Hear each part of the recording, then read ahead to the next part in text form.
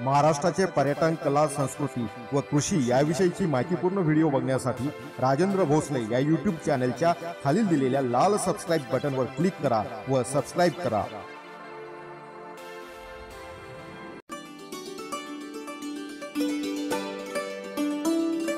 रत्नागिरी जिल्ह्यातील एक संस्मरणीय ठिकाण म्हणजे गणपतीपुळे।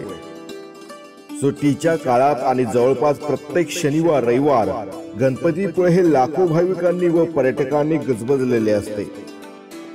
आज आपण अशा या निसर्गरम्य तीर्थस्थळ असलेल्या गणपतीपुळे विषयी माहिती जाणून घेऊया। स्वयंभू गणपतीसाठी गणपतीपुळे हे तीर्थक्षेत्र प्रसिद्ध आहे। गणपतीपुळे हे रत्नागिरी तालुक्यात सर्वात आवडते पर्यटन स्थळ आहे। चिपळूण रत्नागिरी हातखंबा मार्गे गेल्यास सुमारे 45 किलोमीटर आणि रत्नागिरी साखरतर आरेवारे मार्गे गेल्यास सुमारे 30 किलोमीटर अंतरावर आहे।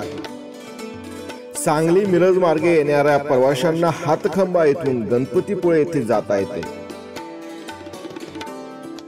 मुंबई महाड मार्गे प्रवास करणाऱ्या पर्यटकांना निवळी फाटा येथून गणपतीपुळे येथे जाता येते।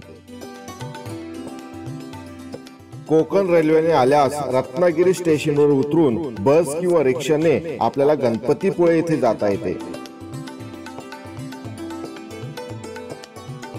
निसर्गरम्य किनारा लाभलेले गणपतीपुळे हे गाव असून किनाऱ्याला लागूनच सुमारे 300 फूट उंचीची आणि 1 किलोमीटर परिघाची येथे टेकडी आहे। या टेकडीच्या पायथ्याशी समुद्राकडे तोंड करून पश्चिम दिशेला गणपतीचे मंदिर आहे। मंदिराचा गाभारा दगडांनी बांधलेला आहे। गाभाऱ्यात जाण्यासाठी पायऱ्या उतरून आत जावे लागते। येथे सभामंडप असून तो अलीकडेच नव्याने बांधलेला आहे। मंदिराच्या प्रवेशद्वाराजवळ मोठ्या पितळाचा मूषक म्हणजे मोठा उंदीर असून त्याच्या कानात भाविक लोक आपली इच्छा प्रकट करतात। टेकडीला प्रदक्षिणा घालण्यासाठी गोलाकार प्रदक्षिणा मार्ग तयार करण्यात आलेला आहे।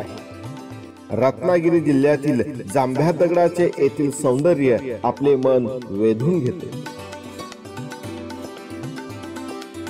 महाराष्ट्र पर्यटन मंडळाचे रिसॉर्ट बंगले इथे आहेत। अनेक खाजगी आलिशान हॉटेल्स इथे असून राहणाऱ्या मूळच्या ग्रामस्थांनी आपापल्या घरात भोजन आणि निवासस्थानाची सोय पर्यटकांसाठी केलेली आहे। सर्वसाधारण पर्यटकांना परवडतील असे दर येथे आहेत। देवळाच्या विश्वस्त मंडळाने भक्त निवास कमी दरात उपलब्ध करून दिलेले आहेत। पर्यटकांसाठी रोज दुपारी खिचडीचा प्रसाद दिला जातो। मंदिराच्या परिसरात अनेक दुकानांचे गाळे असून येथे पूजा साहित्य, मूर्ती मिळतात। हॉटेल्सही येथे आहेत। येथील समुद्र किनारा अतिशय सुंदर आहे। कधीच समुद्र न पाहिलेले किंवा समुद्र पाहून समुद्र स्नान करण्याची इच्छा झालेले पर्यटक समुद्रात जातात। छत्रपती शिवाजी राजे यांचे प्रधान अण्णाजी दत्तो यांनी गाभारा बांधून घेतला। माधवराव पेशवे, सांगली संस्थानचे हरभट पटवर्धन अशा अनेक थोर लोकांनी या गणेशाची उपासना केली आहे। टेकडीच्या पायथ्याशी किनाऱ्यालगत गणपतीचे तोंड पोट दिसेल अशा आकाराचा नैसर्गिकरित्या तयार झालेला भाग होता। 2 गंडस्थळे, नाभी आणि एकदंत असलेली मूर्ती चंदनाच्या गंधाने तोंड, डोळे, कान याचे रेखाटन केले जाते। गणेश चतुर्थी, माघ चतुर्थी, अंगारकी अशा दिवशी लाखो भाविक इथे येतात। पर्यटन सुविधा आणि प्रवासी कंपन्यांमार्फत येणारे लोक भरपूर आहेत। शनिवार रविवार जोडून सुट्टी घेऊन येणाऱ्यांची संख्या रोज वाढत आहे। कोकणातील या सर्व भागात नारळ सुपाऱ्याची आकाशाला गवसणी घालणारी उंच झाडी आहेत। पूर्वी ओसाड असलेल्या कातळावर तयार केलेल्या हापूस आंब्याच्या छान बागा पाहून मन हलके होते।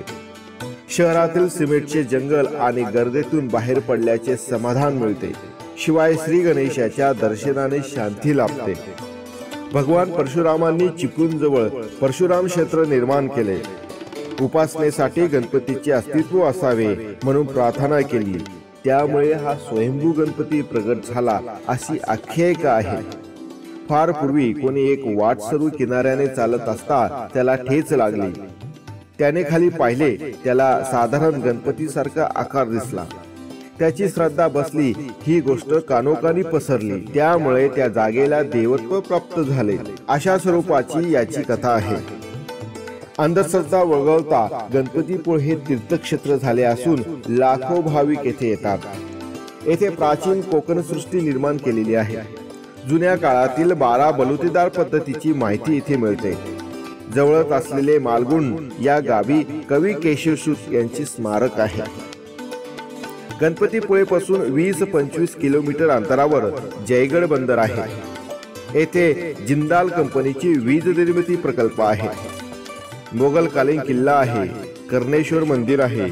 ब्रिटिशकालीन लाईट हाऊस असून पितळी भाग कायम पॉलिश करून छान ठेवलेला असतो. कोकण दर्शनाच्या सहलीत अवश्य पाहावीत अशी ही ठिकाणे आहेत. गणपतीपुळे येथे दिवसेंदिवस पर्यटक व भक्तांची संख्या वाढत आहे. मग केव्हा येता गणपतीपुळेला दर्शनाला?